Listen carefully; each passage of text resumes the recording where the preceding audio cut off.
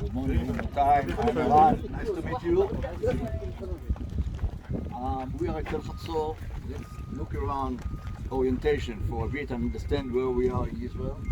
So, east is over there, north is over there. Okay. West is in my back, Upper Galilee, and south is where you came from, the area of the Galilee or the center of the land. So this is kind of large, Golan Heights over there with the top on the skyline. You can see some of the volcanoes of the Golan Heights. Mount Hermon is there in the clouds. Okay, down there, this is the basin of the Kula Valley, and you can see that we are here a bit higher. Okay, later on you can drive your bus over there. Over here we are at plus 200 or so. Over there it's plus 70. And like I said, the top of the Korazim height is plus 400, so it's not exactly, you cannot call the Korazim height the Kula Valley. These are like neighbors, two different units. Okay. What else? Upper Galilee, so it's Mount Knan over here, Dalton Height, basaltic. Up there, Alma Height. We have some volcanoes units in the Galilee as well, not just in the Golan Heights. Okay, on the eastern side of the Galilee, both Lower Galilee and Upper Galilee, you're going to find some basalt. As a matter of fact, in the Lower Galilee, you have more basalt than all of the basalt of the Golan Heights. But for some reason, when we say basalt in Israel, everyone thinks about the Golan Heights instead of some other sections as well. So, Dalton Height, Alma Height, basaltic, and then you have Dishon riverbed, which is a kind of an important riverbed in the eastern Upper Galilee, drain all the area to the north of Mount Meron of the Jermak into this area. And then you have the ridge of Ramim, or the ridge of Manara. The last thing that you see there on top, this is Kibbutz Manara, on the border with Lebanon, just above Kiryat Shmona. Okay, you've been in Kiryat Shmona, I guess? Not yet. No, not in the course, general, but yeah.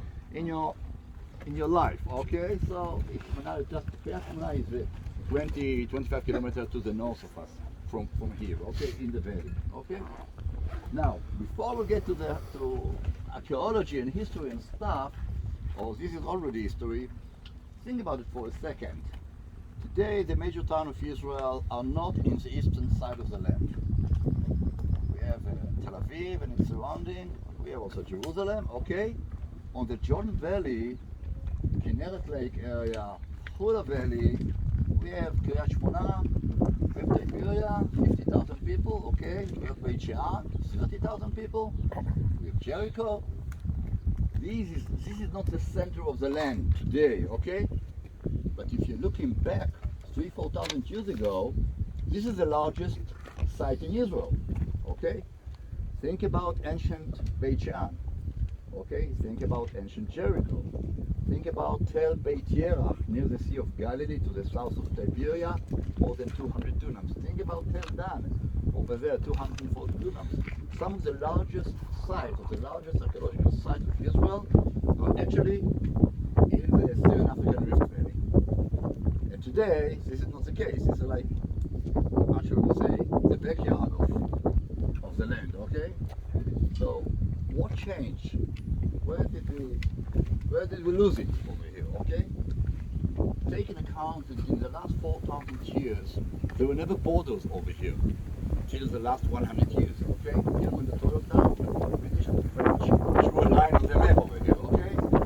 From here to Syria, to Lebanon, to Turkey, to Iraq. No war control, no fences, no minefields, okay? Go freely. Even on some time, civilizations were enemy, like Crusader time.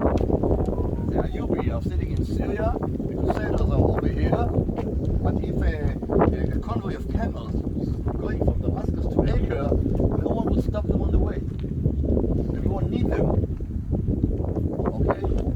They live on the camels, okay? On the merchandise that the camels carry, okay? So there was no problem trying to think today about trucks. 40 trucks are trying to move from Damascus to the port of Haifa. Impossible. But in the 12th century it was okay. Even though the Europeans were hostile enemies, okay? So when this area is open, just think about it. That if we don't have borders over here, we don't have enemies, you can take take your private car and in 2 days go to a weekend in Turkey. It's not that far, 1,000 kilometers or so, okay? That was the old world for 4,000 years. People go for, not for vacation, people didn't go for vacation, people go really for political reason, commercial reason, cultural reason, whatever. Is no problem. So when this is the case, so Hatsur was a very important site. People were crossing the Syrian desert. That was the first stop in kind of a paradise over here with all this water and greenery and fruits and vegetables and whatever you want. Glass houses like Siberia, like Beishan. This is Natbag 2000, if you want, of the old times. People were coming from the outside of the desert of Jordan and Syria, landing into these beautiful gates, leading them to Western Israel. Those places flourished. Okay? Nowadays it's a different case. We have a border. Yashmuna cannot develop more than this area, maybe 50,000 people. Try to see if the highway to Turkey is open here or to Damascus, what will happen to Kriyat Shmona all of a sudden? A blast of course, okay? So just we need to think differently about ancient times and how this site is so big, okay? And highly graded in what we found in the ground. And today we are in the end, in the corner of Israel, okay? That you look at the site and say, hey, 90%. There isn't such a site in Tel Aviv. Nothing of the kind, okay? Okay. So that was one thing that I wanted to show you, just to demonstrate it with here a map of Lebanon, which is also kind of a message. If you want to show this area, you take a map of Lebanon, not of Israel. Okay? And I drew the black line that you see. Okay, this is north over there, okay? The black line is just for the later on at you, no problem. This is the road system of the old times, okay? Of all times. Now I'm gonna put it on the ground here. Okay. Put the zero from here. Yeah. Okay, so this is Beirut, Sidon, Tyre, Acre, Sea of Galilee over here, Damascus over here. We are here. Now look at that. It is kind of the central of the map of this area in the old times. The roads are leading from Hatsur, southwest to Acre, to Tyre, to Sidon, Damascus, North Jordan, Gilad area. Okay? This is very much an important. The Hula Valley is a very important junction. 3,000-4,000 years ago. This is not the end of the map or the end of the land. This is very much a central place, much more important than Jaffa, Tel Aviv. Okay? So this is a perspective that I want you to adopt when you try to understand why this site is such a beautiful site. Okay, so now we can start. Tal Hatsur was first, or before we say what, look at that yellow field over here. This is Tal Hatsur, also part of this is the old town, more than 700 dunams, okay? When in the 50s they started to excavate over here, Yigal Yadin and his people, they opened a few corners, okay, they marked a few squares on the ground and excavated. Whenever they dug, they found a town. So their assumption is that the town is all over the 700 dunam, even though it wasn't really checked, okay? But this is their idea. So we have a 700 dunam of the lower town down there, and we are here with the upper town, another 120, 140, 120, 140 dunams of the upper town, okay? Most of the site is the lower town, and we don't walk over there.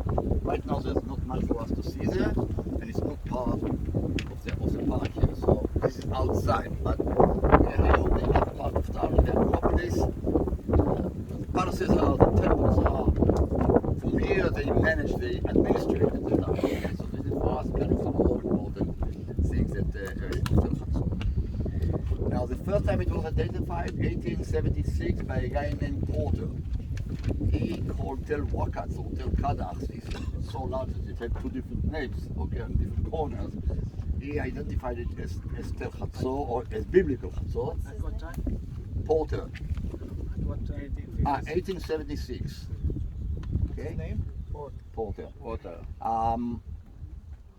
And 50 years passed, and Gerstein was a British guy. Now we are mandatory time, 1926, and Gerstein was the head of the Department of Antiquities of the mandatory authorities in Israel, and he excavated over here, and he referred to the town as the upper town. From him was the town itself, and down there he called it the campground. He understood that it relates to the town in a certain way, but he took it to the place where probably they have horses shades, or livestock, whatever, farming maybe. This is not really part of the residential area, but he saw it as part of the complex. Okay. And then in 1955 we are with the famous expedition of Yigal Yadin for 3 years, 55 to 58. And they came with the main discoveries of the town. For example, the gates, they call them Solomon gates, the water system later on, the temples, the Yavin palace as we call it today, fortifications, temples. They found a lot of discoveries and gave us the main story of the site. Their discoveries today are in a small museum at Kibbutz Ayelet HaShachar. It's one space, one room, and everything there, it's like in the old times with vitrines, glasses, but it's unique. The findings are excellent, and if you're not going to take people, do yourself a favor and go once to see it. We don't do it on the tour on the tour day, but for you, as two guys in Israel, to see what they found over there, because there's nothing like it in Israel, not even in the Israeli Museum. So you must be able to see it. Anyway, it's over there, 55 to 58. Another 2 short seasons in 68, 69, when they excavated the water system. And then there was a break, and in 1990, 1991, Professor Amnon Ben-Tor started to excavate over here, and he's still here, even though he's aging, and right now he's in a process of transferring the sites to younger hands, because he's over 80, much over 80. What did he do?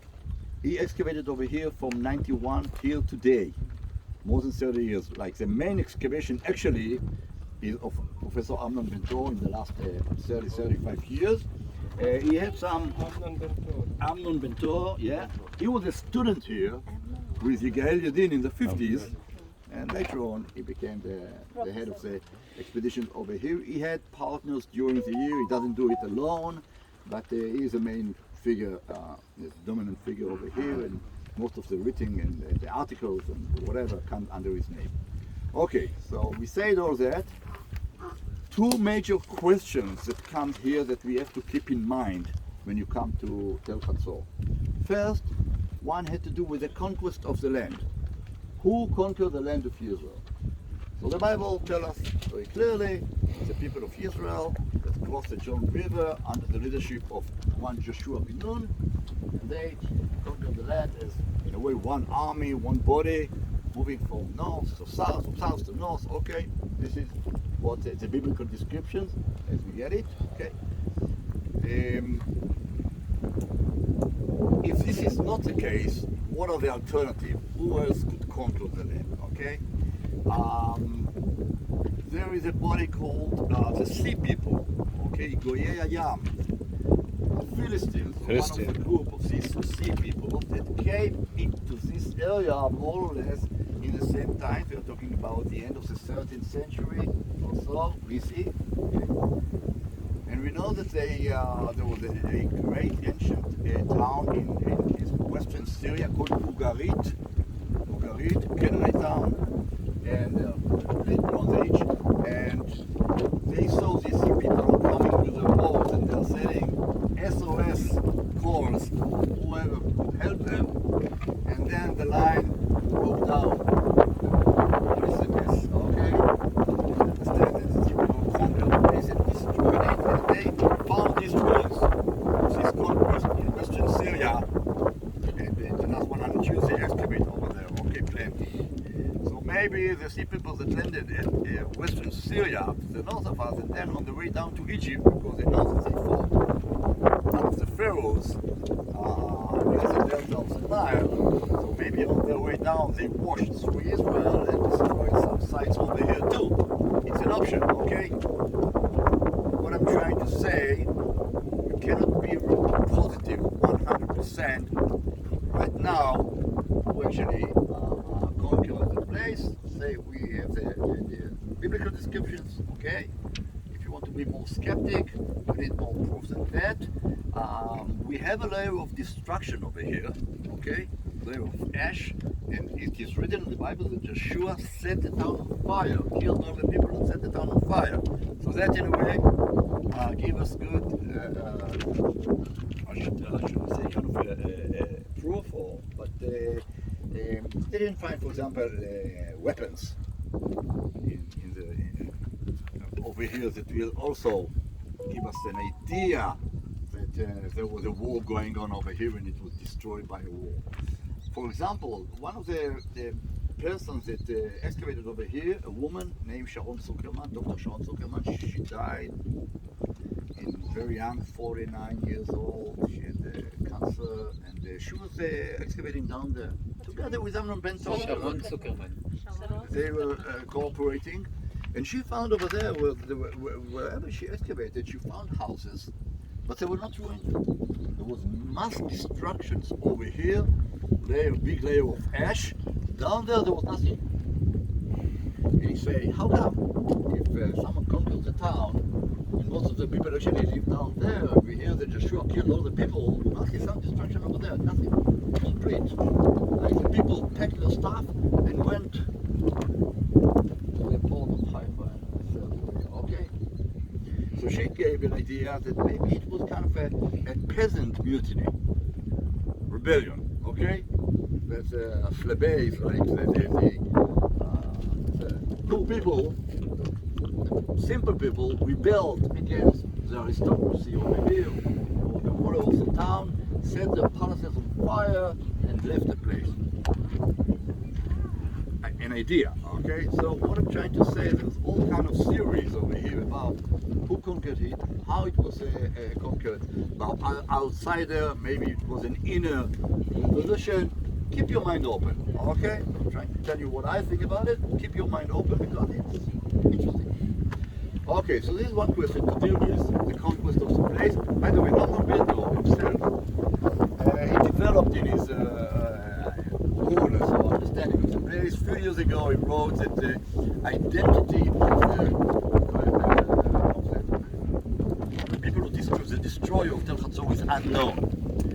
Later on, it's saying something more tricky, that people that actually destroyed Tal Hatsur later on turns to be the people of Israel.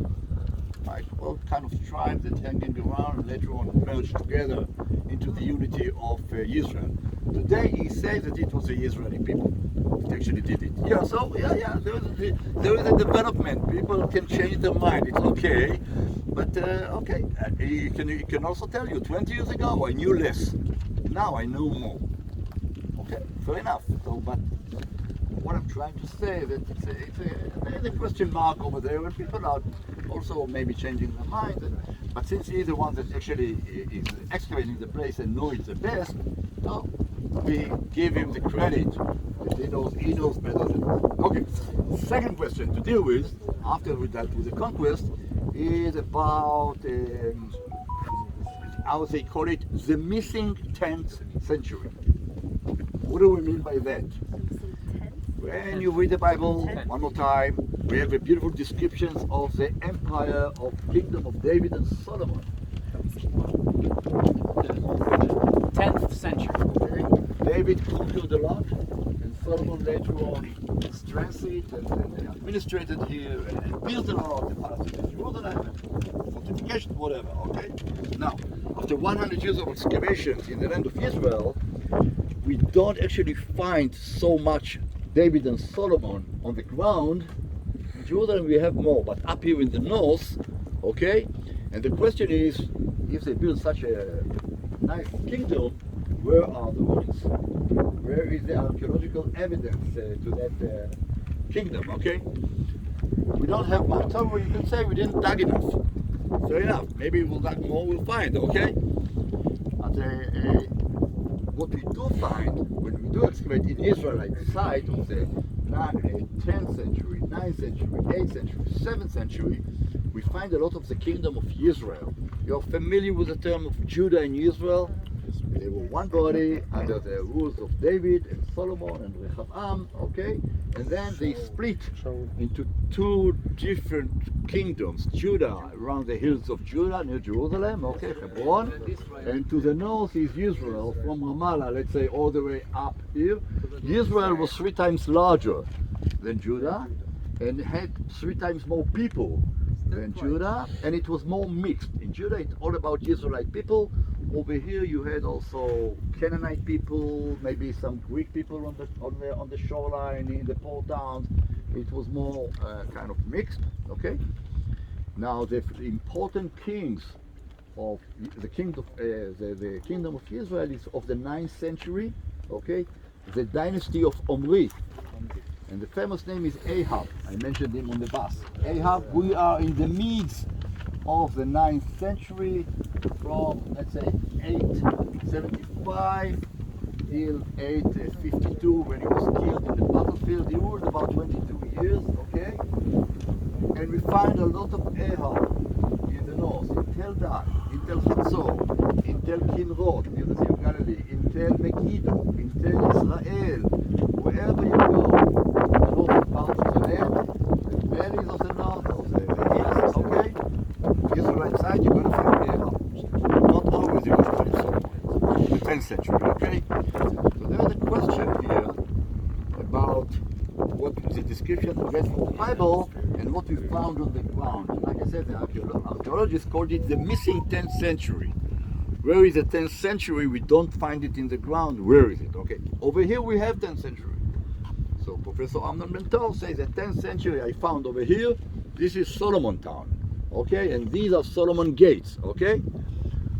Some other people of the University of Tel Aviv will say, hey, we are not sure this is Solomon, maybe it's Ahab gate. But in any case, I want to show you this.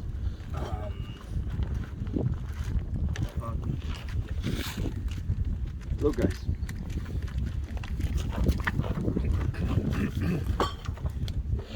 If this is Ahab gate, so there's no Solomon in town, okay?